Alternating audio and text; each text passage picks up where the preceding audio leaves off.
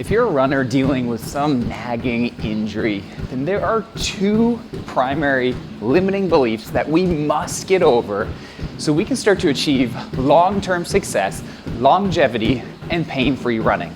What's going on, guys? My name is Dr. Brian Larish, and I'm the owner of a cash-based physical therapy clinic, as well as the creator of The Runner's Reset. This is an online 6-week program to learn how to run pain-free. Now, in this video, we're discussing two limiting beliefs that every runner must overcome. What I have found is that these beliefs tend to provide short-term relief in regards to getting out of pain or dealing with mechanics and/or dysfunction. When we can start to change these beliefs, we can start to remove ourselves from a short-term relief and start moving towards long-term relief.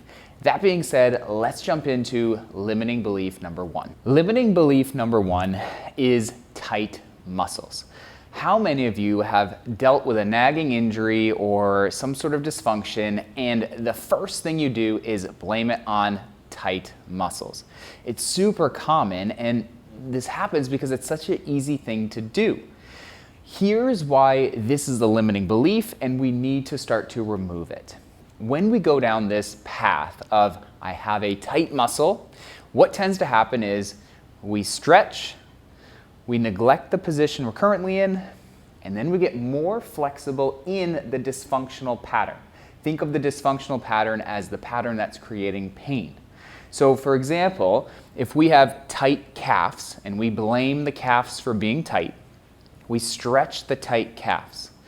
The tight calf stretch neglects the poor position that we're in, and we start to actually gain mobility in this poor position.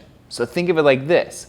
If I was in a position like this, yes, this is exaggerated, but if I'm here and this is causing the discomfort, the pain that we're feeling, and then I stretch muscles so that I can get more flexible here, can you start to see that we get the short-term relief with the tight calves? We stretch them, we feel good in the moment, but we haven't done anything to actually change the source of the problem. What's going on that's creating the tight calves? Now you might be asking yourself, how does this position create tight calves? Well, when the pelvis tips forwards, when the rib flares up, we shift our center of mass forward, it's going to pull on the calves. Limiting belief number two, weak muscles. How many times have you been faced with that discomfort, that pain, and you're just like, yeah, I definitely have this because I have weak muscles. I don't work out, my muscles are weak. Again, really super common. But let's reverse engineer and see how that process plays out. So if we have weak muscles, we then want to strengthen muscles. We do so in a position and/or posture that is the source of the problem, and then we get stronger in that dysfunctional pattern. For example, let's go through that with actual examples now. If we want to strengthen a muscle, let's say that we start doing barbell back squats. We do so in a position that is our normal dysfunctional position. And what happens is we then get stronger in that dysfunctional position. So it makes it even harder to remove the source of the problem. We are getting stronger in the source of the problem. And this is why, again, we get that short-term relief. We feel stronger in the short term, but long-term, that discomfort tends to be around 6 months later, 12 months later, 24 months later, right? And I'm sure if you've been in some sort of nagging injury, chronic injury, dysfunction when it comes to running, you've experienced this. That injury that you thought was gone tends to magically reappear.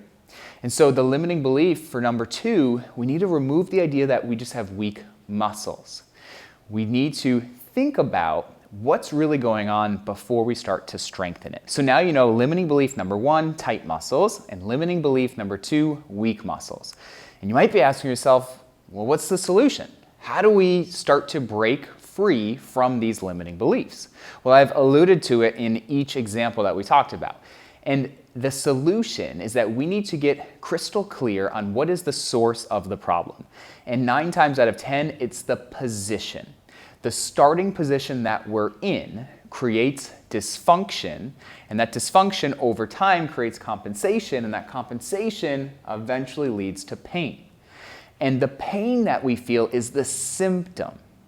The calf tightness is the symptom. The weak legs are the symptom. When we can first address the source, we start to find that we don't actually have to address the symptom because it goes away. Why? Because it's not the actual problem. So let's go through our examples so it can be really clear. Example number 1, we have tight calves. Instead of stretching the tight calves, we ask ourselves, why are the calves tight?